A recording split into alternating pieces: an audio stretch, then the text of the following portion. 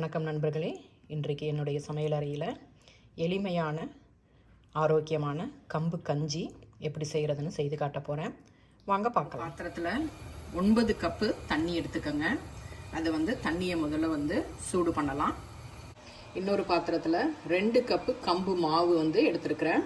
இப்போ இதை தண்ணி ஊற்றி கரைச்சி வச்சுக்க போகிறேன். நல்லா கொதிக்கிறப்ப அடுப்பை குறைவாக வச்சுருங்க. இப்போ கம்பு நான் 2 கப்பு கம்புக்கு 2 கப்பு தண்ணி ஊற்றி கரைச்சி வச்சிருக்கிறேன். இதை இந்த மாதிரி விஸ்கில் கலக்கி வச்சுக்கோங்க. அப்போ தான் கட்டி இல்லாமல் கலக்கிறதுக்கு உங்களுக்கு ரொம்ப ஈஸியாக இருக்கும்.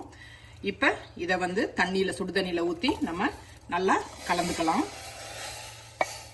இப்போ அடுப்பு தணலை நீங்கள் ஏற்றி விட்டுக்கலாம். ஆனால் கை விடாமல் நம்ம கிளறிக்கிட்டே இருக்கணும், இல்லைன்னா கட்டி விழுந்துடும். இப்போ ஒரு 5 நிமிஷமாக நான் இதை கிளறிக்கிட்டு இருக்கிறேன். கை விடாமல் கிளறிட்டு இருக்கிறேன். இன்னொரு 1 நிமிஷம் 2 நிமிஷத்தில் நம்ம நிறுத்திடலாம். நான் கஞ்சி தான் பண்ணுறேங்கிறதுனால உங்களுக்கு இந்த கன்சிஸ்டன்சி போதும். இன்னும் நீங்கள் களி கிண்டுற மாதிரி இருந்ததுன்னா இன்னும் கொஞ்சம் நேரம் அதை கட்டி ஆகிற வரைக்கும் விடணும். இது நம்ம பவுடர் பொடி அரைச்சிட்டு வந்துடுறதுனால ஊர்லேருந்து அரைச்சிட்டு வந்துட்டு பண்ணுறது கஞ்சி பண்ணுறதுக்கு ரொம்ப சுலபமாக இருக்குது. நான் முதல்ல இது செஞ்சது 2008 இருக்கும். 8 தான் செஞ்சேன். 8 தான் செஞ்சேன். எங்கள் அப்பா வீட்டில் இருக்கிறப்ப அவசரத்துக்கு காலையில் என்ன செய்யலாம் அப்படின்னா எங்கள் அப்பா கஞ்சின்னு சொன்னாங்க. சரின்னு செஞ்சேன். அதுக்கு முன்னாடி நான் செஞ்சதில்லை. அப்போ என்ன பண்ணிட்டேன், நேராக சுடுதண்ணியில் அப்படியே அந்த கம்பு மாவை கொட்டி கிளறிங்கன்னா நிறைய கட்டி விழுந்துருச்சு.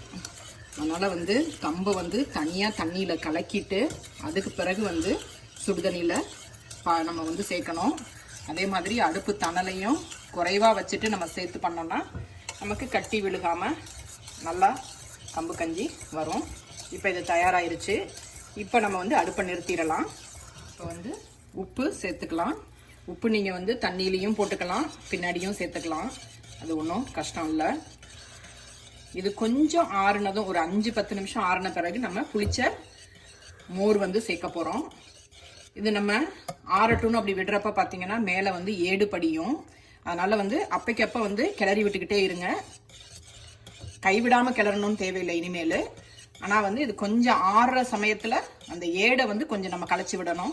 1.5 கப்பு கொஞ்சம் புளிச்ச தயிர் எடுத்துருக்கேன். இதையும் நம்ம விஸ்க் வச்சு கலக்கிக்கலாம்.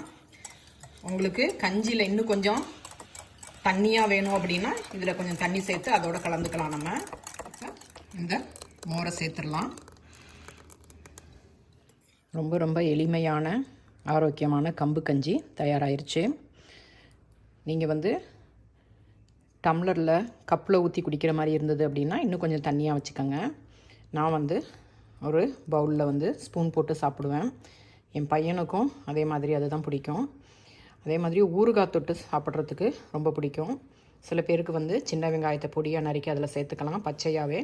இல்லை பச்சை மிளகாய் தொட்டு சாப்பிட்லாம், இல்லைனா மோர் மிளகாய் தொட்டு சாப்பிட்லாம். உங்களுக்கு என்ன மாதிரி பிடிக்குதோ அது மாதிரி செஞ்சு சாப்பிட்டு பாருங்கள். உங்களுக்கு இந்த ரெசிபி பிடிச்சிருந்ததுன்னா லைக் பண்ணுங்கள், ஷேர் பண்ணுங்கள், சப்ஸ்கிரைப் பண்ணுங்கள். கஞ்சி வைக்கிறப்ப சில பேர் சொல்லுவாங்க எந்த கஞ்சி வச்சாலும் அதில் கொஞ்சமாவது அரிசி இருக்கணும் அப்படின்னு. ஸோ ஒரு சில பேர் அரிசி குருணை தண்ணியில் கொதிக்க வைக்கிறப்ப போட்டுட்டு அதுக்கு பிறகு கம்பு மாவை சேர்த்து செய்வாங்க.